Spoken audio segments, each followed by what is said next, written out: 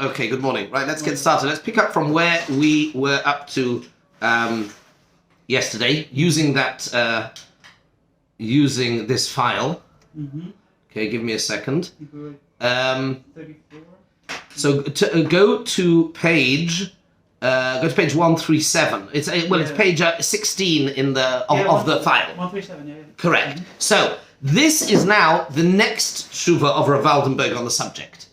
Okay. Hateshuva hashniya nichtava b'chodesh Cheshvan shnas Tovshin Lamed Aleph, 1970. V'oisekes betinoik. Here's a different story.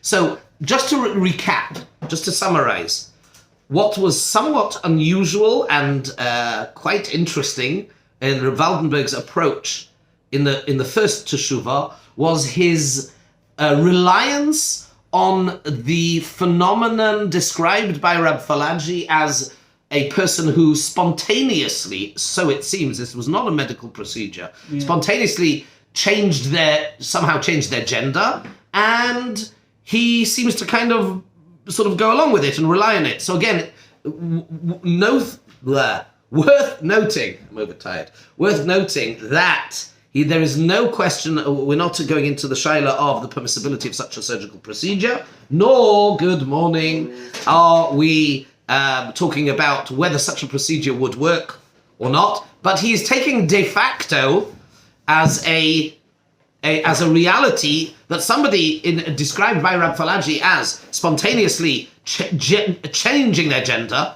with no understanding of exactly how that is, but he's prepared to go along with it and accept it. Now, we now have further, the second teshuva here, we are on page 16 of the file. It says 137 at the bottom. This is the second teshuva we have of Rav Waldenberg, which is in Tzitz Eliezer Chelik Yud Aleph Siman Ayin Ches. Okay? And if you look in the note down here, it says, it's interesting that in the first teshuva, he does not talk at all about the concept of chromosomes. There's no question about examining for, XX or XY, or there's no suggestion of that. Here is the reka, the context, the background to this second tshuva. The external genitalia present that physiologically of a female. Nistar betzuras eshech betoich ever hamin hanikvi. Forgive me, it's a little bit graphic, but there appears to be a testicle hidden internally. Yeah, probably a better idea. Yeah, if you don't mind. Sorry. There seems to be a hidden testicle inside. And this is going to be critical in his determination of the gender. Yesh gush nistar betzuras eshech betzoich ever amin anikvi. Ach lemaisa, however, la'acha bedika medukdekes yoser. But upon further clear, critical examination, it becomes clear that mibchinat genetit hu zachar. So we have, now this is really fascinating. Let's just look at the note down here, 46.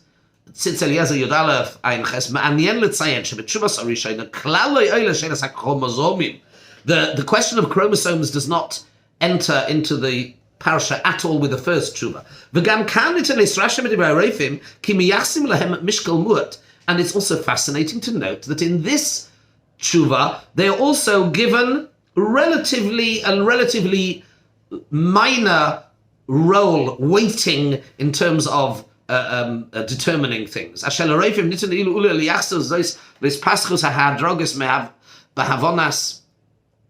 Manganon 5 alpha reductors L. Okay. So this is going to be, by the way, one of the big questions, and that is, to what extent do we say, from a halachic perspective, that gender identity is based on chromosomes? Is it based on chromosomes? Is it based on genitalia? Is it based on what is it the genotype, the phenotype, So, for example, with an intersex. But anyway, so let's go a bit weiter. He said that from a genetic perspective, the child is male. It has female external genitalia with potentially a testicle hidden inside this female genitalia. But genetically, it is a male. Now, hashoyel haroife mevakish lodas im mutalapeches min hayeled shemebchina genetit hainu zocha. So this is the shaila, and this now it comes much more. This tshuva now is far more instructive and informative for us when we're talking, for example, about GRS, to get an understanding, because here he's being asked a question about whether one may or should perform such surgery. So this is a child who, it would seem, genetically is identified, is genetically male. It has female external genitalia and internally a testicle. So the shaila is, can they perform a medical procedure on this child to make it into a nekeva?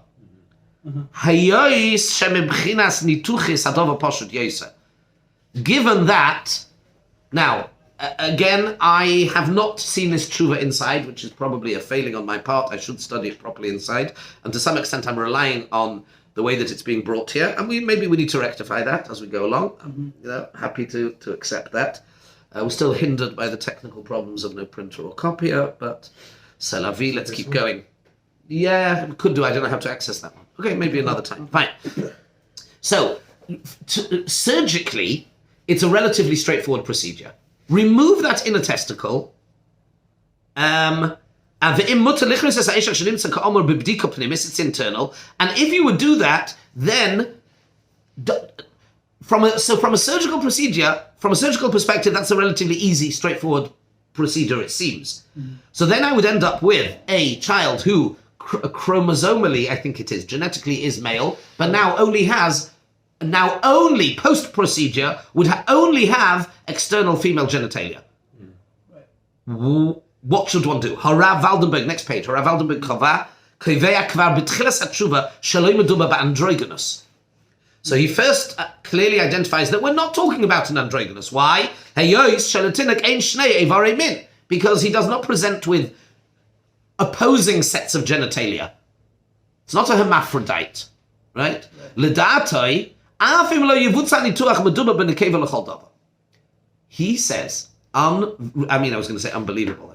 I should not use hyperbole. I should not use those sort of expressions when we're doing this. And I've just lost my place. Let me go back.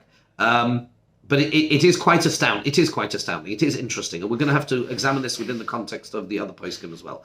So right from the beginning of the tshuva, he says as follows, that even if they were not to perform this surgical procedure, it is nonetheless clear to him, given that this child presents itself with the observable phenomena, i.e. external genitalia are female. That's it. Game over. It's a female.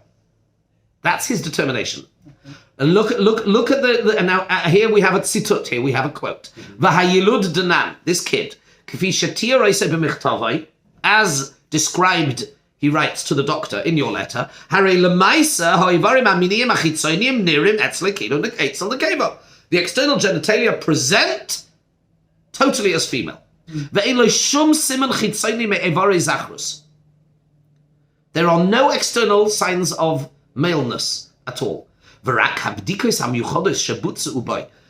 the particular examinations which were performed, but internally they discover that he has male cells.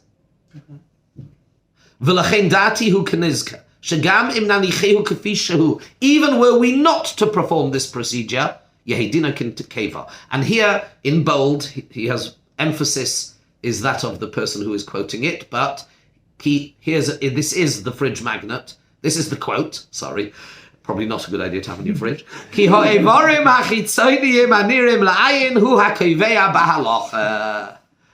Sorry, I tend to misbehave when I'm overtired. External genitalia is the overarching, determining criterion.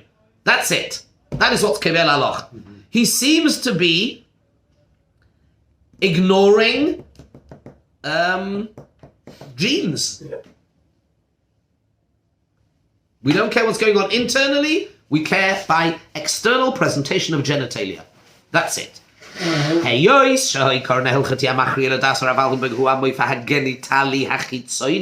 Which is known as the phenotype. It says here in brackets. Yes, it's the phenotype. This is a female. And therefore, because it's a female, that's why you are allowed to get rid of this testicle, this internal testicle. Because there's no issur of cirrus on this female. Because it's not cirrus. Right. It isn't cirrus. Because this is a female. It's a female with a testicle. It's basically not its genitalia, which is removed. Correct, but this is a female. No, this is really, really important because the issur d'oraisa of cirrus applies to a male. In other words, a male is somebody who is capable, at least theoretically, via its genitalia, capable of reproducing. Right. But this isn't. This is a female. How do I know? External genitalia, that's it. But it's a female. Therefore, there's no issur cirrus. Is this person able to reproduce through the female? That is a very good question. I don't know. I don't know. That's an interesting question. Yeah, that's an interesting question. Yeah. There is something we're going to go into a bit later. So this is Rav Waldenberg's opinion. More than that. Even if we were to say that bishvil hamin chromosomally, because of the chromosomes, that this is a male, this is a male that is unable to give birth. Right.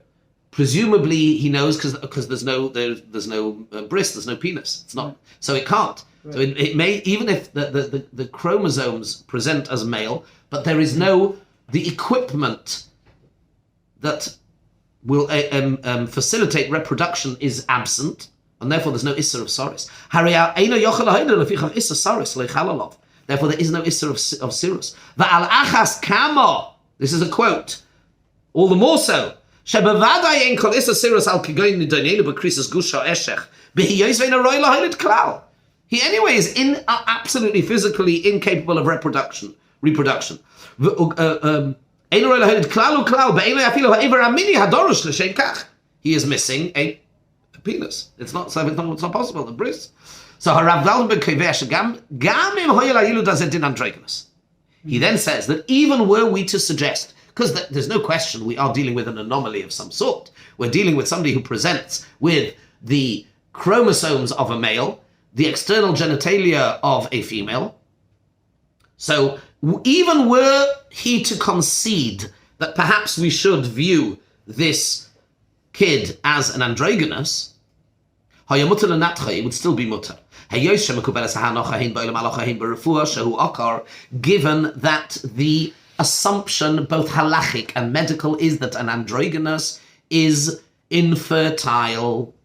And therefore, there is no issur of cirrus. Although in truth, with an androgynous, there is an additional problem. If you are going to then turn him into a nekeva, assuming on the basis al-hatzad that this is an androgynous, right? So there's no issur of cirrus. But if you were somehow to manage mechanically, surgically, to successfully change halachically the gender of this androgynous into that of a nekeva, you've done something else. What have you done? There is a difference in the level of chiyuv and obligation between a male and a female in halacha. So maybe what you've done is you have got rid of the mitzvahs that until now he would have been mechuyev to do as a sofik zachar. If he's an androgynous, then he's a doubtful zachar, maybe he's a zachar, and now you've done a procedure which now says you don't even need to do those mitzvahs misofik. Maybe that's a problem. Fascinating, no? He says, no, that's also not a problem. But for the following reason, quote, This isn't a problem. What is the svara? Aval I mishum ha ein le'esoir. That in itself would not be a reason to forbid it. Given that you haven't kept the person the same and lowered their level and their threshold of obligation. That would be problematic. To take a person and willfully alter their level of chiyuv, that could be problematic. But I haven't done that. What I've done is I've altered the person such that this new person is not an androgynous and thus is not mechuyev misafik. That's not a problem. Simple lamdas. Nice svara. Again, imishum ha ein leso. His very essence, his identity changes. Okay, a tumtum is somebody of doubtful, where the tumtum is the lashon of their genitalia are covered over. We cannot even get at the genitalia, so to speak, to reveal whether they are male or female. It's covered over. So what we do is we tear, literally, it's a bit, but you know what I mean. We open up to reveal, make an incision and reveal what is inside, right? In the sheets you gave us last time, yes, My Jewish Learning, yes, it said lacking sexual characters. That's because, according to some, we don't know. So therefore, we're korea. Lacking means as it presents itself. Okay, but we're korea. Okay. Yeah. Now it is theoretically possible that might be another type of tumtum potentially. But what we're talking about here is there is definitely a tumtum which has genitalia. We just can't see them. They're hidden behind some skin. So what we do is the Gemara talks about this. There's a concept of being korea, tearing open to reveal the gender. And there's no suggestion that, now, even though a tumtum might be treated because we don't know, we'd have to give them both chumras of them both male and female, nobody suggests, don't open it because then you might reveal that they are female, and therefore you've lowered the level of the threshold of chiyuv. No, that's not a problem. It will be befraction of atzim zos bekatnus. And Kal v'chomer, he says, when you do this when they are still young and when they have not yet become chayav b'mitzvos.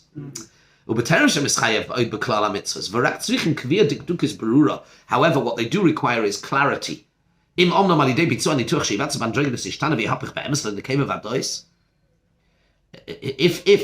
this person is an androgynous, and as a result of this surgical procedure, if one will successfully change them into a nekeva, then that's okay. All the more so, given that the Rambam's position is the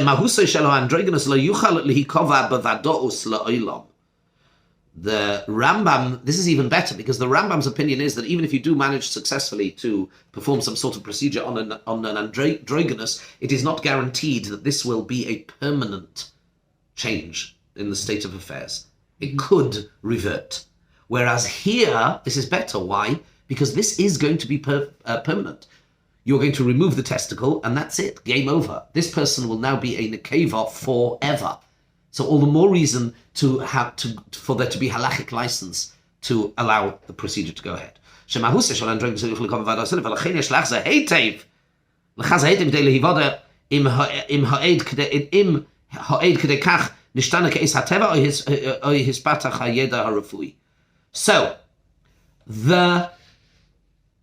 as he goes on to say, the problem which bothers, apparently, Rav Waldenberg, is the shaila whether you are successfully managed to change the teva of the androgynous, because from a halachic perspective, the din of an androgynous is a sofik zoch, sofik nekeva, is because whatever we do, we are never, l'das harambam, going to be able to effect a permanent change of status.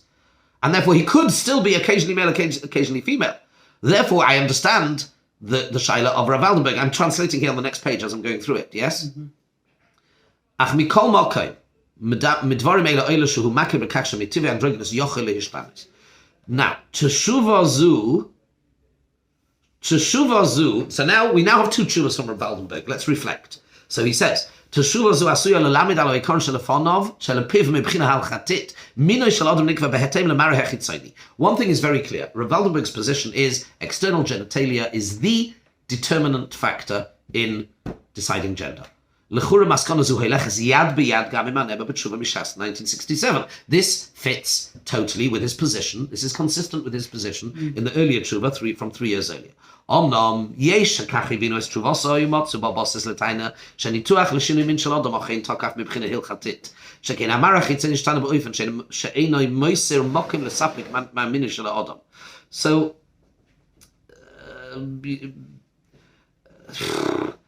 this is a bit more problematic. There are those that seem to have understood. Just a second. If you do any tuach, then you change the outer. Like, if you say it's Nikol B'Tam L'Marach, there are those who understood. Let me just translate this sentence, and this is based on two things. One of them, which I don't want to quote. You'll see in note 51 why, but the other one is Encyclopedia Hilchatit Refuit, which I actually do have a copy of here, which I was going to do with you. I might still do once we get the photocopier to work. That is an orthodox source, so I'm happy to quote it. But what is it saying? Come back to you in a second, Kobe. And they use this as a basis for the taina that such surgery works from a halachic perspective. Why? Because they use this as grounds to say that gender reassignment surgery, given that the person now presents with external genitalia of the new gender, then that's it, game over. Halacha recognizes that, and they say that is Rav Waldenberg's perspective, and it would appear to have some ground. What did you want to say? That's exactly what I wanted to say.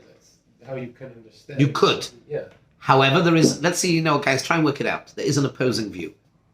Try and refute what we've just said. It shouldn't be too difficult. Think about a classic case today of elective gender reassignment surgery. Let's talk a male to female. Let's talk male to female, because that's the case here. Okay, this was chromosomes, certainly the 1970 Shiloh. Chromosomes were male, and you got rid of a testicle such that you are now left with totally external female genitalia. Game over. That's it. You're a female. Try and use that determining factor, which he does use, to relate to a case of somebody who has a penis, and you want to get rid of that and artificially create female genitalia. Does it necessarily follow that Rav Waldenberg would say, what's his case? I mean, there's a very strong argument to say the two do not follow. Because in the case of, certainly in the 1970s, Shiloh, what was the case? This kid, this child, this infant, presented with female genitalia. Natural, that's the point. Well done, very good. That's the point. That child had natural female genitalia. But there was an additional problem. There was a recessed testicle inside. So we got rid of that, and then you're left with that which Hashem put in the first place, which is natural female genitalia. Okay? The male characteristic was tuffle, so to speak. Sorry? It was like tuffle. The male characteristic was like a little... Yes, whereas a person who has external male genitalia, and you need to chop that off, and then using some sort of skin graft operation, artificially construct female genitalia, it does not at all necessarily follow to say that artificially constructed, the license to do such a procedure does not necessarily follow. That's hurdle number one we need to overcome. And then hurdle number two, to then say, now because I have artificially constructed female genitalia, that he would view it the same as naturally, doesn't at all follow. So that is, again, Rabbi say, this is so important. This is how you have to, critical thinking. When you're looking at a primary source, Rav Waldenberg was a serious major league posek, no question about it. But we still need to look and see, am I comparing apples with apples or not? Or is it a good, as we say in Yeshivish, is it a Zustellung? Yeah? What does that sound like in German? A what? Zustellung. It's not a Zustellung. That's in Yiddish, in Yeshiva world, we would say, when we would try and say in Yiddish, it's a Yeshivish. Sorry, in Yeshivish we would say, it isn't a valid comparison. We would say, es ist nicht ein guter Zustand. You're not comparing like with like. They are fundamentally different, okay? Achitochen, and here you have this down here. Shuvi tochen Lisberg, Emre Kronit, Zuchel Ravanderberg, Takfa, Rak B'mikra, Ivorim Achitzoinim, Hey Muladim. They are there, they're not natural. Vanituach Rak Moitzim, and Akoyach El Apoyo.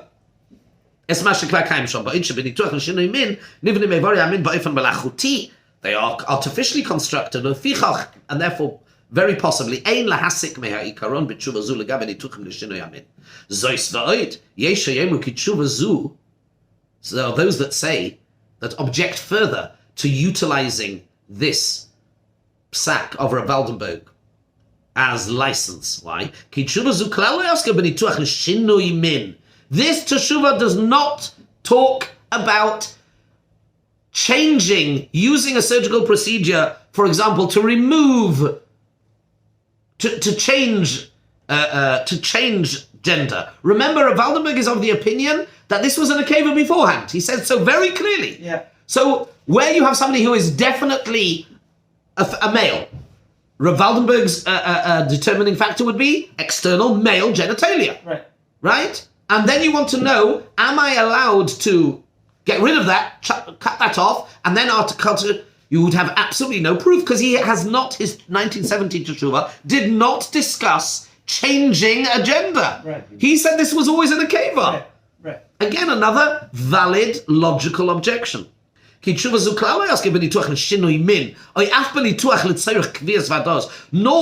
was he talking about surgery to be able to ascertain and identify and determine the min. We knew the min. We knew the gender. Because his perspective is that we were always ever only dealing with somebody who was definitely female. But we had to make this surgical procedure to remove a problematic, anomalous extra piece of genitalia, which was getting in the way of their already determined halachic status as a female. And then we come to his third tshuva. Tshuvasei hashlishis nichdava b'shnas tovshin nun zayin, 1997. Here we come to his third tshuva. Okay? And this is really interesting. So this is Tshuva Tzitzeli as a Chelik Chof base, Simon base. This was written in 1997 in response to a Tshuva that was asked by of him by Rav Mordechai Eliyahu Zecher Tzadik Livracha. Al oidois ma shenishal michutz la'oretz begever shenehepach legamrei leisha ma dinoi. The koteret, the heading, the headline of the shaila is he was asked. He refers back to Rav Mordechai Eliyahu, who was asked about somebody from Chutz La'aretz, from the diaspora, a man who changed totally to a woman. What is the status of such a person? There's an interesting note down here, and we can maybe look at it another time. The author of this paper spoke to Rab Shmuel Eliyahu, the son of Rav Mordechai Eliyahu, to understand what was his father's position. Let's first see. Let's first go through the tshuva. Minusach ha'she'ela kan, onto the next page. From the text of the shaila, ein lanu meida barur legabe tiva hipuch. We are not sure about the type of switch. Im meduba benituach yizum l'shinoi min. Are we talking about this change in gender came about as a result of a particular surgical procedure, or was it a quote unquote, like Rab Falagi, a natural phenomenon? So omnom savir lahaniach, it is probable and plausible to assume that a question asked in 1997 from outside of Israel, brackets, these are the years when it became a hot button issue, transsexually, transgender, mainly in North America. Note 53, C, Joanne Meyerowitz, L14, okay. So it makes sense from the context that we're talking about a planned surgical procedure. It makes sense. So, Dana benituach yizum l'shinoi min, v'savir gam lahaniach, and it is also logical and plausible for us to make the following assumption that Rav Waldenberg,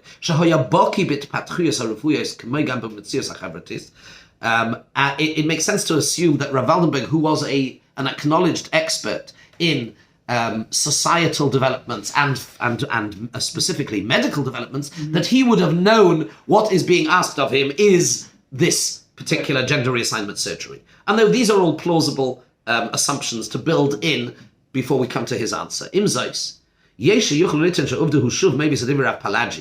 could, there may be some who would brush this aside and say that maybe it's a Rav Falaji type question. In other words, some sort of spontaneous gender change. It's unlikely. Mm-hmm.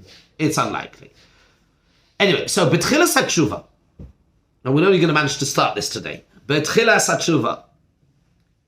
Hu kevea she'af al pi she'tshuvase shel Palaji dona b'mikra shel isha she'hafcha legever. Even though the tshuva of Rav Falaji is talking about woman, female to male transition, nitan nilmad mimena gam lematzva shel gever she'hafach leisha. He says it would be absolutely the same when we would talk about the a male to female transition, brackets, and this is the same as his position in the 1967 tshuva. V'hushuv maybe osa b'milua, and he once again quotes the tshuva of Rav Falaji. So the readers who are familiar with Rav Falaji's stance from the earlier 1967 tshuva, they would be waiting with anticipation to the decision. You would expect that Rav Waldenberg would go on to quote him and say, well, if we've changed the gender, then like he said in the 1967 shura, the kiddushin automatically go away, etc. And this is what you would expect. Drum roll, please. Thank you. However, in this instance, in this 1997 shura, he does not satisfy us or our anticipation. Elo kvia chadosha. But he uses a new definition. That the halachic status of a man who transitions to a woman is that of an androgynous. And not a woman. And not a woman. Right. And now we have to know how are we going to resolve his different tshuvas and put them all together. But still an androgynous through medical procedure. That's also different than an androgynous by nature. I'm not sure there is a difference there's no difference in halacha. Okay. If you're an androgynous, you're an androgynous. Meaning that we give the chumras of a man and a woman, which is essentially what we do. But there wasn't Issa performed. There may or may not have been. Was the shaila? No, the shaila, he was not asked whether to perform. Remember, right. He was asked, this has happened. Uh-huh. What is now the halachic status of this individual? And the answer comes back, androgynous. Huh. And let's just start this. We're not going to manage to go much further, but let's start this. Absolutely fascinating. Base. This is now we are quoting. Oisif l'tzayin l'gab l'divrei hakorban asanul ala rosh v'seif perek ches di'avamus v'seif seif cotton v'osh l'keis v'zel ha'shoyne v'ani motzosi v'seif ha'masi tuvia ma'amar olam. He quotes a korban asanul who quotes a seif ha'masi tuvia shekosa b'shem kama choyfer ha'reifim chachmi reifim shehe'idu al kama androgynous sheyolad bonim me'ishtoi. Absolutely fascinating. That he says in the name of a number of poskim that somebody's calling me, I forgot to put it on Do Not Disturb. Okay, that this Sefer Ma'aseh Tuvia says in the name of Chachmei Reifim that they testified that there were androgynous that gave birth, that managed to reproduce from the androgynous's wife. In other words, they were capable of fathering a child. V'achakach nisas hi lezochar, and then the same androgynous married a male and gave birth, like in a keva, ad kan l'shayne. Okay. Yeah, exactly. V'huva ze gam b'rit al gazi lehilchus b'chayros. Another one, the rit al gazi in hilchus b'chayros, u'b'loshen yosem asukan. V'ze l'shayne. The rit al gazi quotes and says as follows: U'b'chachmei ha'mechkar kosvu. The hoya maisa. It's So we've gone from many to one. But okay. Hoya ma'aseh b'androgynous shehoyu nisos Hoya ma'aseh b'androgynous shehoyu nisois la'anoshim. So it is talking about plural. They were married to men and they gave v'teiladno bonim ubonos, they gave birth. In other words, they functioned as a female by becoming pregnant and giving birth. V'achakach nosu lahem noshim, and then they married women. V'hoilidu gam kein bonim ubonos, and they fathered children. U'kumesha kosav b'sefer ma'aseh tuvia. And therefore, writes Rav Waldenberg, ba'asher al kain nira lefi aniyas daiti. It therefore appears to me that in this case, yesh losses leidin androgynous oitumtum. We should therefore decide that this person who has had a surgical procedure, we can assume, to change, I've forgotten now whether it was male to female to male, but he says it makes no difference. They now have the din of an androgynous. V'dinei, what? It's male to female. Okay. But it makes no difference, as he said. V'dinei androgynous v'tumtum kibatzti beirarti barachava b'sifri. You want to know what's the halachas of all the halachas of androgynous? Have a look in my other svarim. Chelik shlishi siman yud gimel. V'u'be'im hu beri b'fnei atzmai. Is it considered a beri b'fnei atzmai? Is it a suffix? And we are going to leave it today on this cliffhanger. Absolutely fascinating. Apparently a testimony of a certain reality, which we will have to then look into. Yeah, okay. Fascinating.